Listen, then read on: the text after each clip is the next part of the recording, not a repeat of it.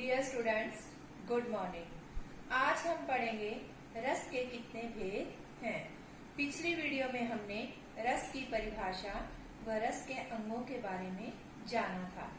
मुख्य रूप से रसों की संख्या 9 मानी जाती है, परंतु कुछ विद्वानों के अनुसार इनकी संख्या 11 मानी जाती है। अब हम चलते हैं रस के कितने प्रकार हैं। मुख्य रूप से अगर चलते हैं तो वो हैं 9। नंबर 1 श्रृंगार रस, हास्य रस, वीर रस, रौद्र रस, कर्म रस, भयानक रस, विभत्स, अद्भुत और शांत रस। और जो दो अन्य हम मानते हैं वो है हमारे पास वात्सल्य रस और भक्ति रस। कौन कौन से?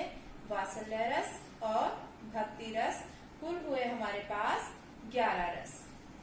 अब हर रस का एक स्थायी भाव होता है, जैसे श्रृंगार रस का रति, हास्य का हास रस, वीर का होगा उत्साह रस, रौद्र का होगा क्रोध, करुण का होगा शोक, भयानक का होगा भय, विभत्स का होगा घृणा या जुगुप्सा, अद्भुत का होगा विस्मय और शांत रस का होगा निर्भय स्थायी भाव।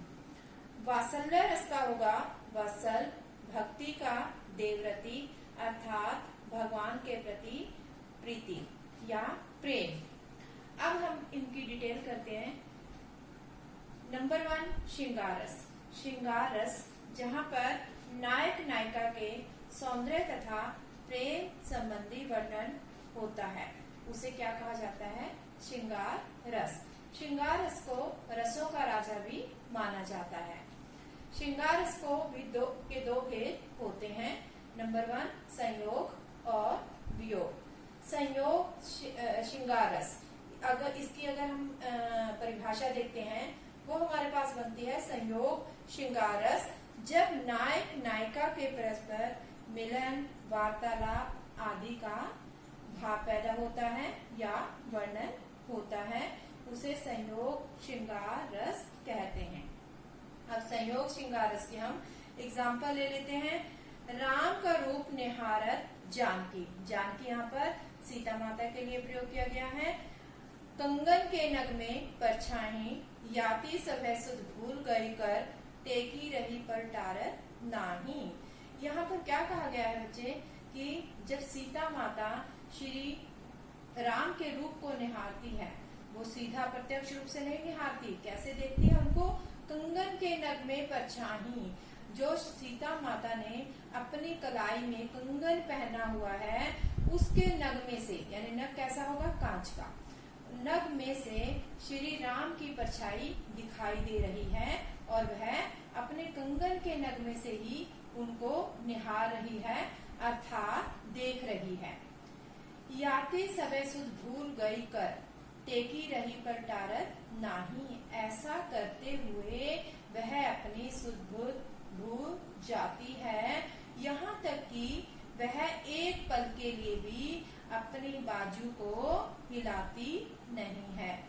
इसमें क्या है? श्री राम और सीता माता के प्रेम के वर्णन के बारे में बताया गया है, इसलिए ये क्या होगा? संयोग श्रृंगार रस। ऐसे ही हम चलते हैं इसके दूसरे पार्ट पर, वियोग श्रृंगार रस। वियोग श्रृंगार रस में क्या होता है? जहाँ पर नायक नायिका का मिलन ना होकर अलग होने का भाव होता है, उन पंक्तियों में क्या होगा? श्रृंगार वियोग रस होगा। अब इसके एक एग्जाम्पल ले लेते हैं हम। निसी दिन वर्षत नैन हमारे, सदा रही पावस ऋतु हम पे जपते श्याम सुधारे। यहाँ पर गोपियां जो हैं श्री कृष्ण को अथाह प्रेम करती हैं, लेकिन जब श्री कृष्ण गोकुल छोड़कर कहाँ चले जाते हैं? मथुरा चले जाते हैं, तो गोपियां कहती हैं कि वे दिन रात उनकी याद में रोती रहती हैं। निसी दिन वर्षत नयन हमारे, कि उनके जाने के बाद, श्री कृष्ण के जाने के बाद उनकी आंखों से हमेशा आंसू बहते रहते हैं। सदा रहती पावस ऋतु। पावस ऋतु वर्षा ऋतु को कहा जाता है। हम पे जपते शाम सिधारे। ऐसा लगता है कि जैसे उन पर हमेशा वर्षा ऋतु बरसती रहती है, जब से श्री श्याम अर्थात श्री कृष्ण गोकुल छोड़कर मथुरा चले गए हैं। ये कौन सा रस का उदाहरण हो गया हमारा? वियोग श्रृंगार रस। यहाँ पर श्री कृष्ण और गोपियों के अलग होने का भाव दर्शाया गया है। अब चलते हैं हम लोग हास्य रस। इसके नाम से ही हमें पता चल रहा है हास्य रस, यानी कि किसी को देखकर हमारी हंसी आ जाना या किसी की वाणी सुनकर हमारी हंसी आ जाना। प्रॉपर वे से इसकी एक डेफिनेशन लेते हैं हम। इसके अंतर्गत वेशभूषा, वाणी आदि की विकृति को देखकर मन में जो प्रसन्नता का भाव आता है उसे क्या कहा जाता है? हास्य रस। हास्य रस का स्थायी भाव होगा हास। हास का मतलब हंसना। ये क्या हो सकता है? किसी का उपहास भी हो सकता है। इसमें क्या है, जैसे किसी जोकर को देखकर हमारी हंसी आ जाती है। और हास्य रस के भी दो भेद होते हैं। नंबर 1 आत्मसत और रस। आत्मसत के अंदर क्या होता है? विषय को देखने मात्र से जब हमारी हंसी आती है, यानी कि हम किसी दूसरे को देखते हैं या उसने ऐसा कुछ पहना हुआ है या कुछ ऐसा बोला जिसके कारण हमारी हंसी आ जाती है। ऐसे भावों को हम क्या कहते हैं? आत्मसत। लेकिन जो प्रस्थ है ये कब होता है? जब हम किसी दूसरे को हंसते हुए देखते हैं और हमारी भी हंसी आ जाती है। बात का हमें पता भी नहीं होता कि दूसरा क्यों हंस रहा है, लेकिन हम क्या करते हैं? उसको देखते हैं हंसते हुए और खुद की भी हंसी आ जाती है। जब ऐसा भाव होता है तो उसे प्रस्थ हास्य रस में लिया जाता है। इसका एक उदाहरण देख लेते हैं हम लोग। मैं महावीर हूँ, पापड़ को तोड़ सकता हूँ, गुस्सा आ जाए तो कागज मरोड़ सकता हूँ। यहाँ पर देखो, पढ़ते ही हमारे मन में क्या है? एक हंसने का भाव, एक हंसी का भाव पैदा होता है। कैसे? मैं महावीर हूँ, पापड़ को तोड़ सकता हूँ। पापड़ को तोड़ सकता हूँ। पापड़ तो एक छोटा सा बच्चा भी क्या है अपने हाथ में लेकर के तोड़ मरोड़ सकता है। गुस्सा आ जाए, इसके ऊपर भी और वो क्या कहता है लिखने वाला कि गुस्सा आ जाए तो कागज मरोड़ सकता हूँ, कि अगर मुझे गुस्सा आ जाता है तो मैं कागज को भी तोड़ मरोड़ सकता हूँ। अरे भाई, अगर कागज क्या है? कागज को तो कोई भी मरोड़ सकता है, मीन्स उसको फोल्ड कर सकता है। तो ऐसा पढ़कर जब हमारे मन में हंसने का भाव पैदा होता है तो वो क्या बन जाता है? हास्य रस में आ जाता है। ऐसे ही अब हम चलते हैं वीर रसी और वीर। इसके नाम से ही हमें पता चल रहा है वीर। वीर का मतलब बहादुर, और बहादुरी का कोई कार्य करने वाला या उत्साह जिसके कारण पैदा होता है हमारे मन में उमंग, जोश, ऐसे कुछ भाव पैदा होते हैं। इस रस में जब युद्ध अथवा कठिन कार्य को करने के लिए मन में जो उत्साह की भावना विकसित होती है उसे क्या कहा जाता है? वीर रस। इसकी एग्जाम्पल एक बार और करते हैं। इस रस में जब युद्ध अथवा कठिन कार्य को करने के लिए मन में जो उत्साह की भावना विकसित होती है उसे क्या कहा जाता है? वीर रस कहा जाता है।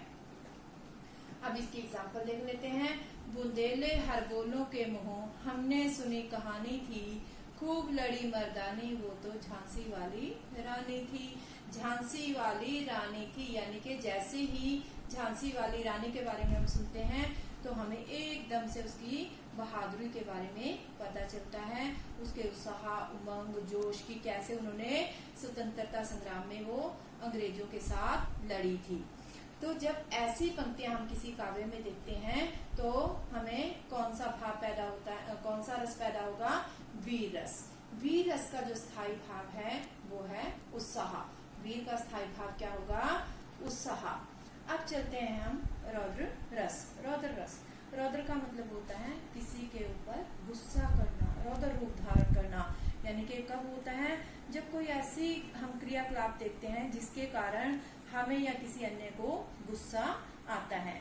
शत्रु या किसी दुष्ट अत्याचार द्वारा किए गए अत्याचारों को देखकर एक प्रकार का क्षोभ, क्षोभ का मतलब होता है दुख, अथवा दुख उत्पन्न होता है जिसे क्या कहा जाता है? क्रोध। और जहाँ क्रोध, व अपमान आदि के भाव होते हैं उसे रौद्र रस कहा जाता है। क्या कहा जाता है? रौद्र रस। रौद्र रस का जो है स्थायी भाव वो है हमारे पास क्रोध। स्थायी भाव क्या होगा रौद्र रस का? क्रोध। अब हम लेकर चलते हैं इसकी एग्जाम्पल। सो विलगाऊ ब्याही समाजा न ते मारे जय ही सब राजा। इसमें क्या है कि परशुराम जी के बारे में सबने सुना होगा। वो बहुत गुस्से वाले थे। जैसे ही सीता माता के स्वयंवर में श्री राम ने शिव धनुष को तोड़ा तो परशुराम जी को नहीं पता था कि ये धनुष जो है श्री राम ने तोड़ा है। तो वो बहुत दुखी हो जाते हैं कि शिव धनुष किसने तोड़ा होगा। तो वो भरी सभा में कहते हैं सो विलगाओ। विलगाओ का मतलब होता है अलग हो जाना, कि सो विलगाओ ब्याही समाजा, जिसने भी श्री शिव धनुष को तोड़ा है वो इस भरी सभा से अलग हो जाए। न तो मारे जय सब राजा, नहीं तो यहाँ पर उपस्थित सभी राजा लोग मारे जाएंगे। यहाँ पर किसके गुस्से के बारे में दिखाया गया है? परशुराम जी के। तो इसलिए इन पंक्तियों में हमें कौन सा रस दिखाई देता है? रौद्र